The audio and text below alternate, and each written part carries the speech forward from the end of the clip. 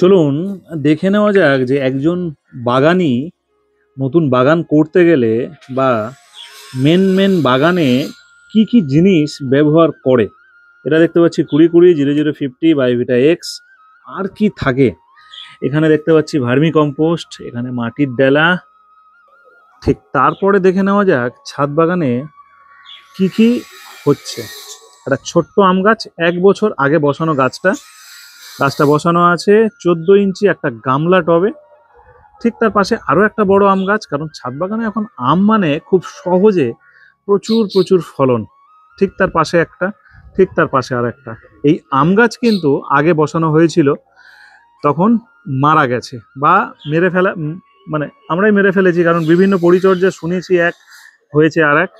এখানে কিন্তু পেয়ারা গাছও আছে। অর্থাৎ আজকে মূলত ভিডিওটা কি ফলের উপরে হবে, দেখা যাক। এখানেও বেশ কিছু ফল গাছ গুটি সেট হয়েছে, কিন্তু খুব ভালো।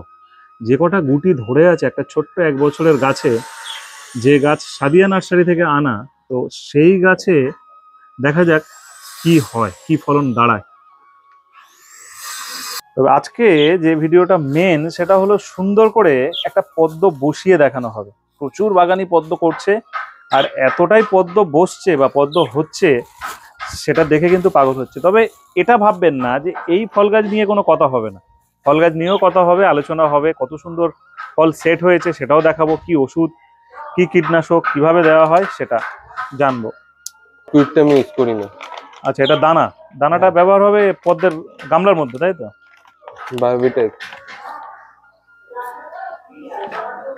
তাহলে কত বছর পদ্ম হচ্ছে? এই আগের বছর পুরো টানা পদ্ম করেছিলাম। সাকসেসফুল? হ্যাঁ, ফুল। হ্যাঁ দেখেছি, ফুল দেখেছি, ফেসবুকে দেখেছি, আমাকে পাঠিয়েছো দেখেছি। দাও, এটা কি গোবর না ভার্মি? এটা ভার্মি।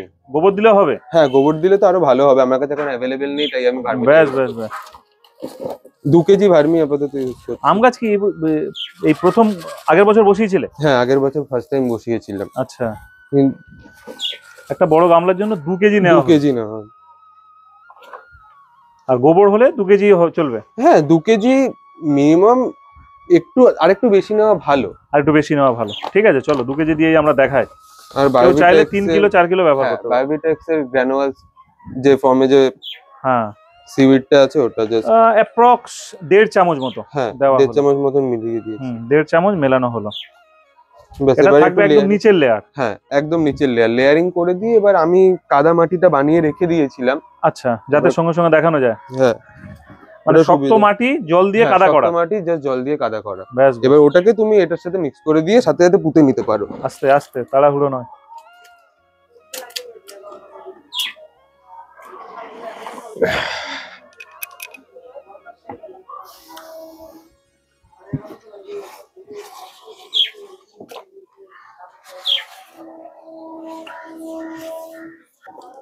সুন্দর করে ইয়ে করা হচ্ছে, তাই তো? হ্যাঁ, লেভেলিং করে দিলে বেশি ভালো। তাহলে প্রথমটা 2 ইঞ্চি হলো, তো এটা 4-5 ইঞ্চি হবে? হ্যাঁ, এটা 4-5 ইঞ্চির মতন, কারণ টিউবারটা একদম নিচে গিয়েই হয়। একদম টিউবারটা নিচে ঢুকে যাবে মাটি থেকে, লেয়ারিংটা নিচে গিয়ে ঢুকে গিয়ে তারপর টিউবারটা। এই যে রেগুলার কি জল ওভারফ্লো করতে থাকে? রেগুলার নয়, আমি তো যখন জলটা কমে যায় তখন আমি ওভারফ্লো করি। মানে মিনিমাম আমি যতটা একদম এই ধর 1-2 ইঞ্চি জাস্ট হালকা একটু ফাঁকা দিয়ে আমি জলটা রেখে দিই। আচ্ছা, এবার তারপরই আমি জাস্ট। তোমার নামটা কি বলো? সায়ন দাস।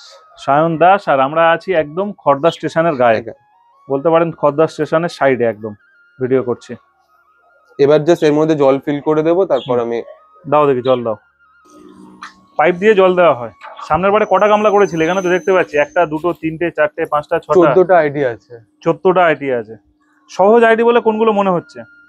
অ্যামরিপিওনি, লিয়াংলি, অ্যামরি ক্যামেলিয়া, এইগুলো।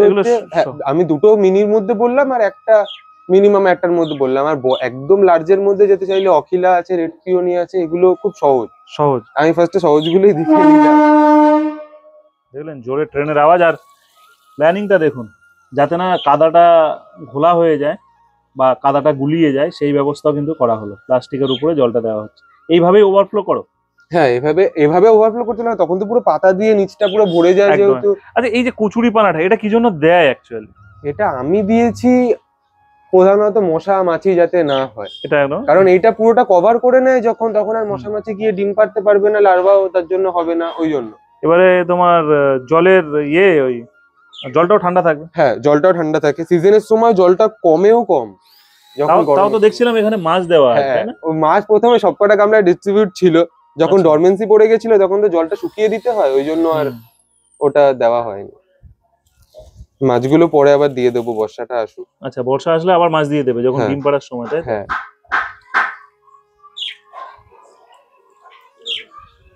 আচ্ছা, এর মধ্যে অনেক রকম মাছ দেওয়া আছে। হ্যাঁ, গাপ্পি আছে, ফাইটার আছে, মলি আছে। আচ্ছা, জল ধরে পালিয়ে গেল। হয়ে গেছে, এতটা জলই থাক। জল দেওয়ার পরে এবার জাস্ট এই টিউবারটা নেবো, টিউবারটা নিয়ে বসিয়ে দেবো। কিরকম ভাবে বসাবে? এই সাইডটা দিয়ে হালকা করে, কেউ চাইলে এরকম ভাবে গর্ত করেও নিতে পারে, আর নয়তো এরকম ভাবে হালকা হাতে, জাস্ট হালকা হাতে মানে একটুখানি মাটিটা টাচ করছে অতটা অব্দি ঢুকিয়ে দিলেই ব্যাস হয়ে যাবে। যাতে না ভেসে ওঠে? যাতে না ভেসে ওঠে, হালকা হাতে। জল পুরো ডুবিয়ে দেবে না? না, জল এখন আপাতত এরকমই থাকবে, যখন পাতাটা বেরাতে চালু করবে তখন আমি আবার নতুন জল পুরোটা লেয়ারে একটা ফিল করে দিই, কারণ তখন পাতাগুলো আসে, এখন দিলেই হঠাৎ করে পচে যাবে। আচ্ছা, এত সহজ? হ্যাঁ, এতটাই সহজ বাহ করা। এই জন্য প্রচুর এই পদ্ধতিতে সব পদ্ম বসানো। এই পদ্ধতিতে সব পদ্ম, শালুক সবকিছু বসানো। আর একটা পদ্ধতি করলে সব থেকে বেশি ভালো হয়, সেটা হচ্ছে এরকম ভাবে নর্মাল যখন টিউবার গুলো তুলে রাখা হলো, এই যে এরকম ভাবে যে টিউবার গুলো তুলে রাখা আছে, এই টিউবার গুলোকে কেটে নর্মাল একটা ফ্রেশ জলের মধ্যে মিনিমাম কিছুদিন ভিজিয়ে রাখা, তখন ওর মধ্যে থেকে যে স্প্রাউট শেকড়টা বেরাবে, তারপর ওটা নিয়ে পুঁতলে, এরকম পুঁতলে, তাই তো? এরকম ভাবে পুঁতলে তখন খুব তাড়াতাড়ি গাছটার গ্রোথ হয়। এভাবেও হবে, এভাবেও ভালোই হয়। বুঝতে পেরেছি। আর 8240939503 এটা কি ভ্যারাইটি আম গাছ? এটা হচ্ছে কাটিমন। কাটিমন, কাটিমন অল টাইম যেটা বলে, অত্যন্ত একটা সহজ ভ্যারাইটি, আর মোটামুটি সকলের ছাদে আছে। কি ব্যবহার করা হয়, খাবার কি দেওয়া হয়?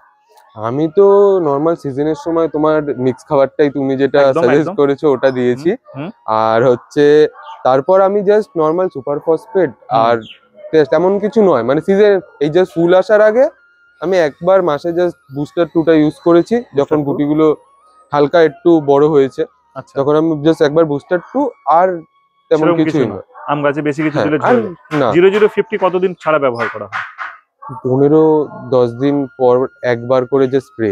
15 দিন পরে? হ্যাঁ, ওটা যে স্প্রে, ওটা 0050টা দিলে না, এই যে পাতার মুখ দিয়ে যে পোড়া শুরু করে পুড়তে থাকে, এটা আর পুড়বে না? সেটা হয় না। এটা কি ভ্যারাইটি? এটা হচ্ছে যতদূর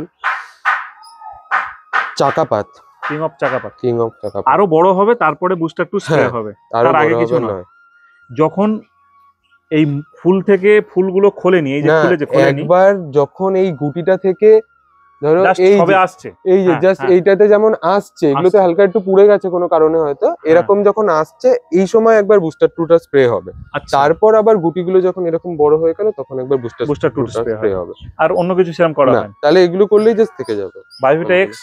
না, বায়োভিটা এক্স আমি ওগুলো তো তোমার মিক্স ফুডের মধ্যে যেটা থাকে আমি জাস্ট সিজনে বর্ষার আগে দিয়ে নিই। ওটা সেম পদ্ধতি কি লেবুর গাছ ক্ষেত্রেও হবে? হ্যাঁ, সব এই পুরোটাই সেম। এগুলোর মধ্যে বুস্টার 2টা দেওয়ার পর দেখলাম হেভি ভালো রেজাল্টটা ধরলো, কারণ এই গাছটার মধ্যে পুরো ঝেঁকে ফল এসেছিল কিন্তু মাত্র 2টো ধরেছে।